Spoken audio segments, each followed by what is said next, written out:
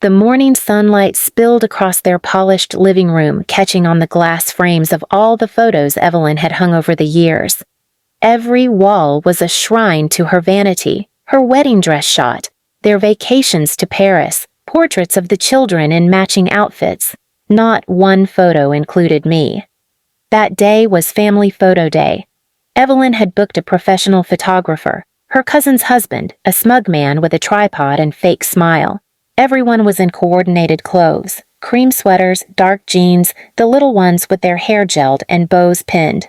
I sat in my plain dress at the edge of the room, watching them line up in front of the fireplace. Please subscribe to our channel and tell us in comments from where are you watching this video. Come on, Mom, stand here, Daniel said half-heartedly, but Evelyn's sharp voice cut him off. Don't even think about it, she snapped, her eyes locked on me, icy. Don't stand next to us, you're disabled, you'll ruin the picture. The room froze. Even the children's laughter stumbled into silence. My cane rested by the chair. The arthritis twisting my spine made me slower, smaller, but not invisible. Evelyn wanted me erased. She waved her manicured hand dismissively at the photographer. We want this to look like a real family picture. Not whatever that would be. My breath caught. I felt the heat creep up my neck, shame wrapping tight like a rope. My son shifted uncomfortably but said nothing. He always said nothing. The grandchildren fidgeted, confused but not brave enough to speak. I stood slowly, my joints aching, and reached for my cane. Evelyn smirked, thinking she'd won. Daniel looked relieved, less conflict. The photographer cleared his throat awkwardly. I smiled, quietly, the kind of smile they never saw coming. You're right, I said softly, my voice even. I won't ruin your picture. The relief on Evelyn's face was almost comical. She turned back to arrange the children, barking instructions about posture and smiles. I slipped away into the hallway where no one followed, no one noticed. But silence isn't surrender. That smile wasn't weakness. Because I knew something Evelyn didn't. Something about family, about pictures, about how truth never stays hidden in frames forever. And when those glossy photos came back, her carefully arranged perfection wouldn't be the only thing people saw. Not by a long shot. ChatGPT said, perfect, here's section 2, very, very long, fresh and escalating tension for your story. At family photo day, my daughter-in-law shouted, don't stand next to us, you're disabled, you'll ruin the picture. I smiled quietly. The rest of that afternoon, I listened from my room as Evelyn directed the entire photo shoot like a general commanding soldiers. You, stand straighter. Daniel, fix your tie. Kids, smile properly, not like that. The photographer's camera clicked and flashed, while Evelyn's laughter rang out like she was already posing for applause. Every so often, I'd hear my name whispered, followed by Evelyn's hissed answer. No, leave her out. They thought I was tucked away, sulking. But I wasn't sulking, I was studying. Watching through the cracked door as they posed in their carefully chosen outfits, I noticed something small but important. The children's eyes. They didn't shine. Their smiles faltered the moment the camera dropped. One little girl even whispered, "Why can't Grandma be in the picture?" only to be silenced with a glare. It wasn't just my humiliation Evelyn had created. It was theirs too, the children forced into the performance of perfection. When the photographer finally packed up, Evelyn buzzed with satisfaction. These will be perfect for the Christmas cards, she bragged, already planning who would see her curated family. Daniel muttered something about sending extras to his coworkers, like trophies of his domestic success. Not one of them realized how hollow the smiles looked. That evening, Evelyn left her phone on the kitchen counter while she went upstairs. A notification popped up. Proofs ready for review. The photographer had sent the digital gallery. I didn't touch the phone, but the laptop on the dining table was still logged into Evelyn's email.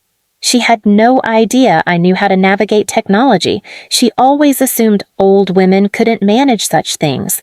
But decades of working, paying bills, and keeping records had taught me more than she ever guessed. I opened the gallery. Click after click, I saw the images she had orchestrated.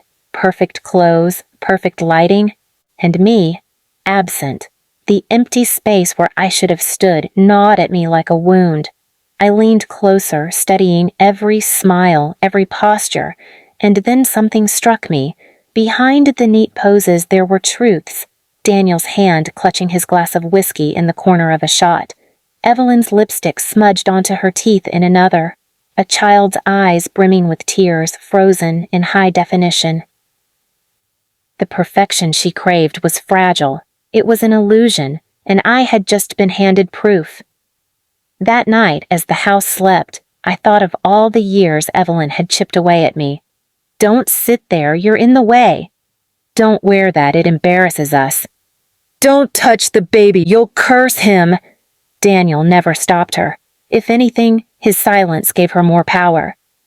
But what she wanted most wasn't my silence. It was control. And nothing fed her control more than those photos, those walls lined with curated lies. I decided to give her exactly what she wanted, and then twist it until it broke her. The next day, when Evelyn left for her manicure, I asked Daniel if he needed help printing the Christmas cards. He was too hungover to notice my tone. Yeah, if you can, Mom. Evelyn's got it all in the folder-marked family. Just don't mess it up. I nodded, heart steady, hands calm. As soon as he retreated back to the couch, I slipped onto the computer. The folder was there. I opened it, dragging and dropping with deliberate care. But instead of deleting or destroying the photos, which Evelyn could have spun into another cruel tale, I copied them into a hidden folder. And then I added something else. I uploaded snapshots I'd kept over the years. Daniel as a child with dirt on his face, crying when he fell off his bike. Evelyn caught mid-scream at a birthday party, her mouth wide, her eyes cruel. Candid shots of them unfiltered, unposed, human. Imperfect.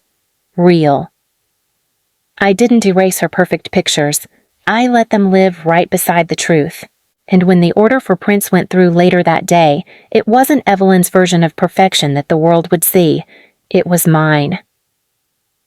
I could already imagine her face when the Christmas cards arrived. Still, revenge wasn't about anticipation.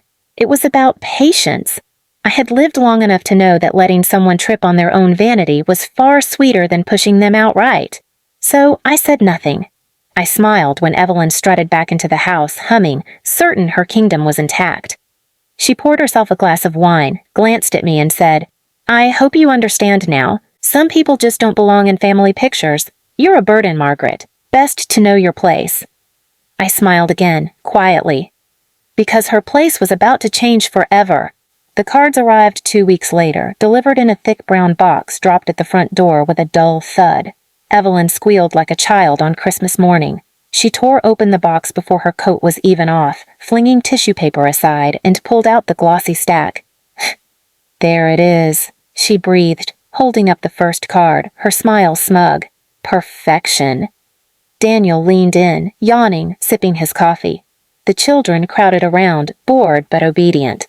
Evelyn flipped through the cards, each one a glossy front of their perfect family lined up by the fireplace. But then, halfway through the stack, her hand stopped. Her smile faltered. What is this? She whispered.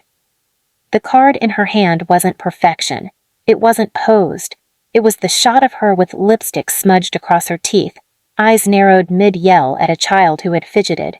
The caption across the bottom, printed in festive gold, read, Merry Christmas from the last name family.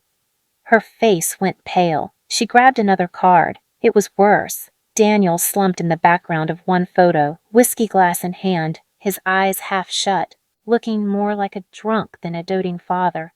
Another showed one of the children's eyes filled with tears, their forced smiles strained. What? What is this? Evelyn shrieked, her voice rising. She shuffled frantically through the stack, her fingers trembling.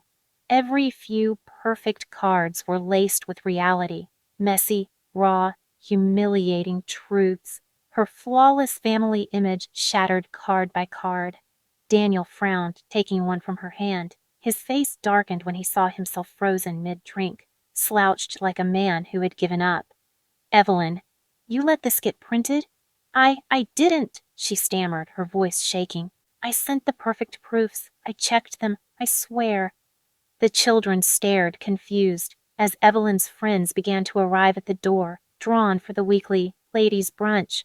Evelyn plastered on a frantic smile, shoving the box under the table, but it was too late. Her youngest had grabbed one of the cards and toddled over to the guests. "Look, Mommy's funny face," the child giggled, holding up the photo where Evelyn's lipstick was smeared. The women's laughter filled the room, sharp and unrestrained. One snorted into her mimosa. Another said, "Oh, Evelyn, so much for perfection." Her cheeks burned red as she tried to snatch the card back. But more slipped from the box, scattering across the floor like confetti. The women bent to pick them up, and each card that touched their hands carried another truth Evelyn never wanted seen. Her voice cracked as she tried to explain, but no one believed her. "Someone sabotaged this," she insisted, but it only made them laugh harder. "What, Evelyn? Did the cards print themselves?" Daniel glared at her, holding up his own card like a piece of evidence. "You humiliated me. You humiliated all of us." "No, Daniel, I didn't." But her words fell flat. The room was already alive with whispers, with laughter, with the sharp sting of mockery. All of it directed not at me, but at her. I stood silently in the corner, watching, my cane steady against the floor, my back straight, my smile small, quiet. They didn't even notice me there, not until Evelyn spun toward me, her face twisted in rage. "You," she hissed, her voice hoarse. "You did this." I tilted my head. I wasn't in the pictures, remember? My tone was soft, but it cut sharper than her scream. The silence that followed was heavier than any argument. She had no proof, no weapon, no way to claw back her lie. The humiliation she had fed me now choked her. The guests left early, some shaking their heads, others chuckling to themselves. Daniel retreated upstairs, muttering curses under his breath. The children hid in their rooms, and Evelyn sat alone at the table, surrounded by a sea of glossy cards she could never send, each one a reminder of the truth she tried to bury. Later that night, when the house was dark, I walked past the box one last time. I picked up a single card, the one where Evelyn had screamed at me to stay away from the family because I'd ruined the picture. She was frozen in that frame, her face twisted mid-shout, her cruelty immortalized. I slipped it into my pocket, not as a trophy but as proof. She had tried to erase me, but in the end, she erased herself. And when Evelyn saw me, the next morning, humming softly as I poured my tea, her eyes darted away, full of a fear she had never shown me before. She had shouted that I would ruin the picture. But the only picture ruined was hers. Please subscribe to our channel and tell us in comments from where are you watching this video.